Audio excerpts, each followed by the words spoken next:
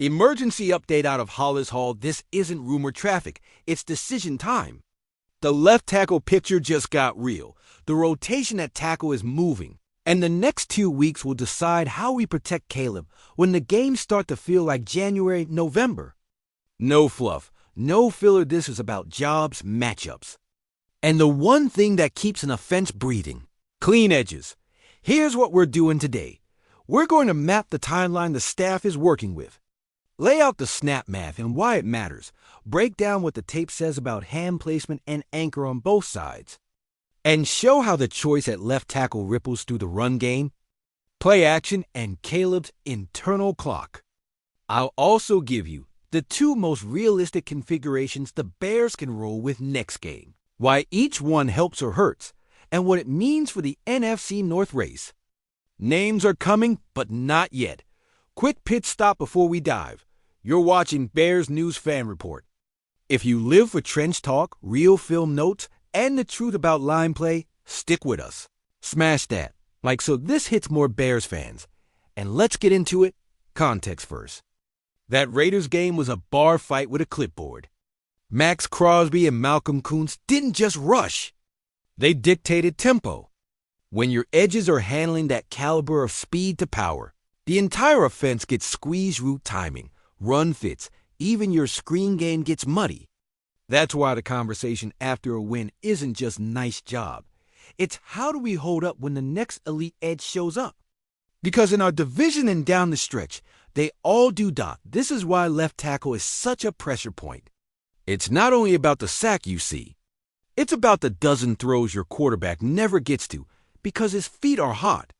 It's about how your OC calls second and long when he doesn't trust a backside hinge versus a wide 9. It's about the run game. 2, if you can't dent a front with your first double at the point, your play action lies never sell.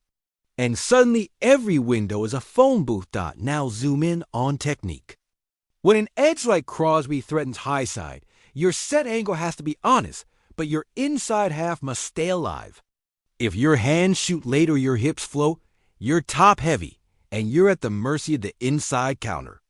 When you overset out of fear, you donate the B gap. When you bail, you kill the pocket depth for your quarterback. This is the balance both our tackles have been fighting on the left. Timeline matters.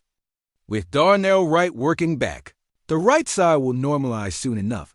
He's your tone setter in the run game and your anchor in pass pro when healthy. That's good news. The complication is what to do at left and how to handle the swing rolls once everyone's upright. You don't guess here.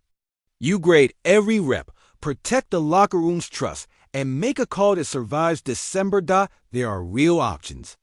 You can ride with experience and hope the technique cleans up. You can lean into youth and live with mistakes in exchange for more anchor and length. You can even get funky flip sides, max protect more, and try to steal explosives off heavy play action.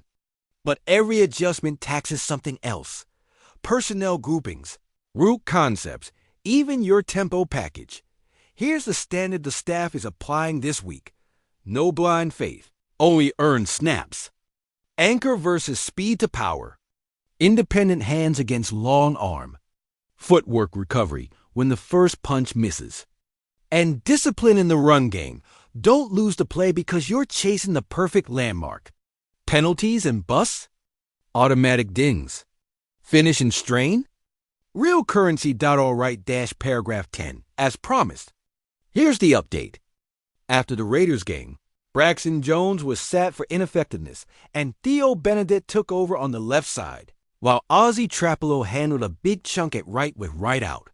The staff didn't commit publicly to a new depth chart, but the immediate plan is exactly what last week hinted at: an open competition at left tackle through the next practice block, with Benedict getting serious first-team looks and Jones working to earn back trust.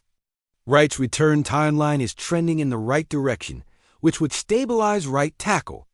Trapelo just puts solid tape out there and remains the swing option. That's where it stands. No banners, no declarations, but real movement. Let's talk what the film actually says about Theo. First start nerves? Sure, But the kid's got length you can't teach and an anchor that shows up when he wins first contact. He had snaps where he absorbed speed to power, reset his base, and kept the arc predictable. Versus pure chaos wide 9 screens with inside counters, he got caught playing tall a couple times. But the recovery wasn't panic. He's not a finished product. He's a tackle with tools who took real reps. Versus a nightmare and came out with teach tape you can build on. Braxton's film tells a different story. When he's right, he's smooth, keeps his chest clean, and escorts rushers past the spot like a veteran. When he's off, it's because his hands arrive late and his feet die on contact, then the counter lives. He's tough, he's played a lot of ball here, and the locker room knows his fight. But this staff is clearly drawing the line, consistent anchor or next man up. That's not politics. That's how playoff teams coach. Don't ignore Trapalo's cameo. The staff praises run blocking and poise. And on second watch, you see why he was patient in his sets, used help well when it was there, and didn't blink when it wasn't. Was it perfect? No.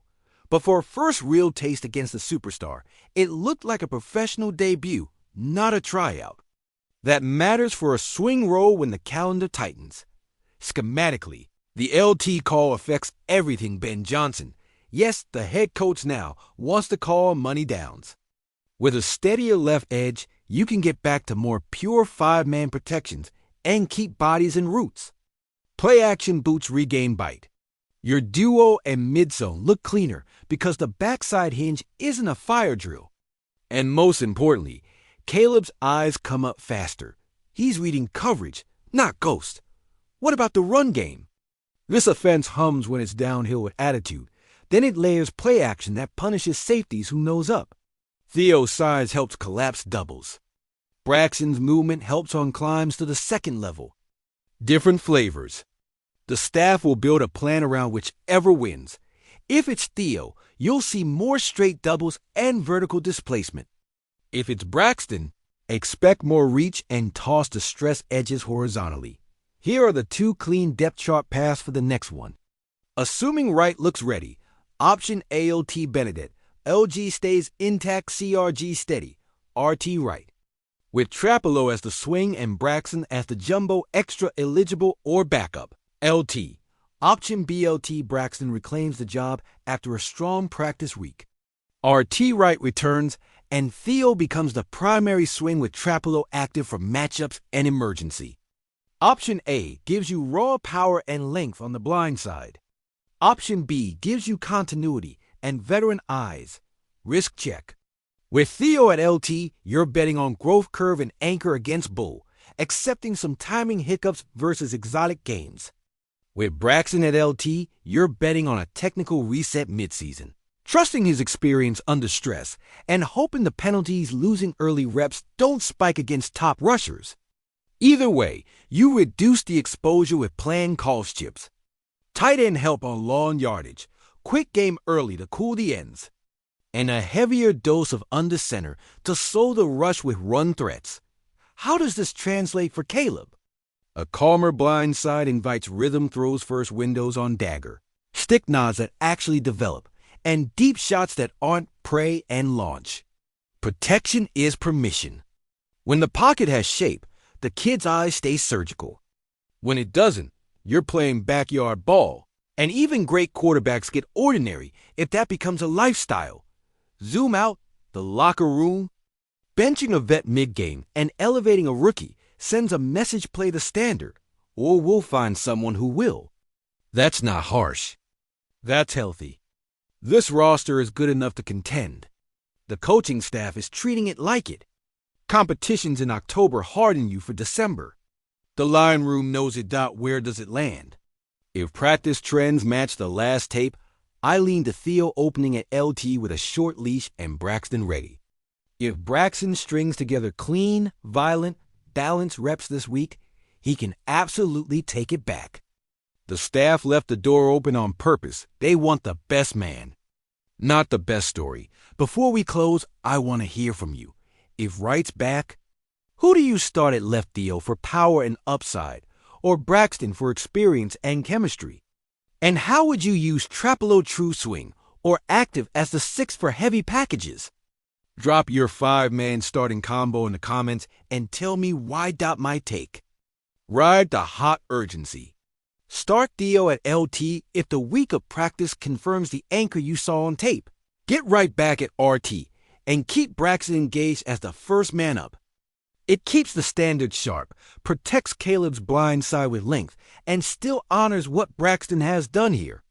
That's my football opinion, not a report. And yes, it's speculation.